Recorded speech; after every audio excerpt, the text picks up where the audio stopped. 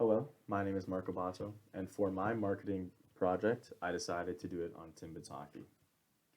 Timbits hockey was introduced in 1982, and its goal was to provide young children who wanted to play hockey the opportunity to, all at an affordable rate.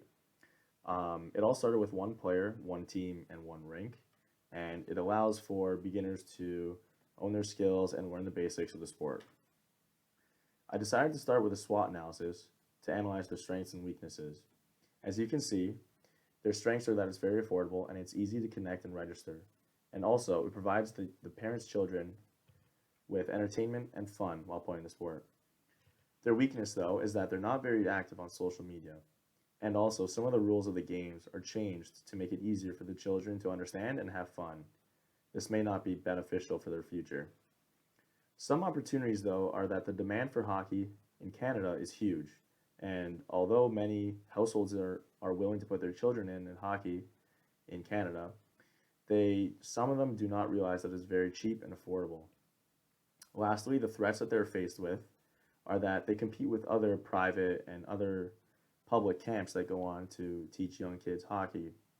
Also, parents may look at the practices and games and realize that the changed rules may not help their kids for later. Moving forward, by looking at their global consumers and their strategy, we can see that they're not very familiar with their international camps.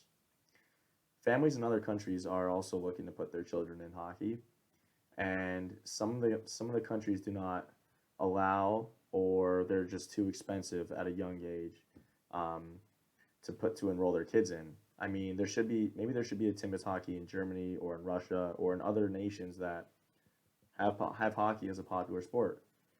I think if they did make it so that there was an international camp, they would have to alter the rules, and they would also have to explain to the coaches on how to express that tradition of Timbits hockey, the changed rules, the excitement and the fun that the camp brings to the kids. Lastly, the 4 I's: intangibility, inconsistency, inseparability, and inventory. Intangibility is the feeling that children have and excitement that they bring to everyday practice. It's not something you can feel or hear. Obviously, they're playing a sport, but it's intangible, the emotion that they have when they're thinking about Timbits hockey or they're on their way to the rink. That's what Timbits hockey needs to deliver to them. Inconsistency. Many parents feel that Timbits hockey doesn't really encourage enough practice or one-on-one focus for their children, and this is forcing parents to bring their kids to private lessons or other public camps. Inseparability.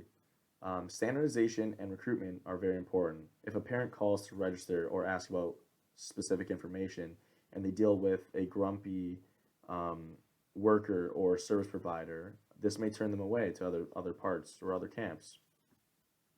Lastly, the inventory. Timbits hockey cannot take in, obviously more participants than what they can deliver.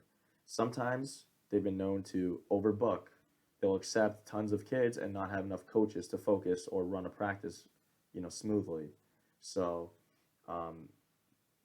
in the end, Timbits hockey is here to provide children with basics and make sure that they're having fun playing hockey. But these are just some things that they can focus on.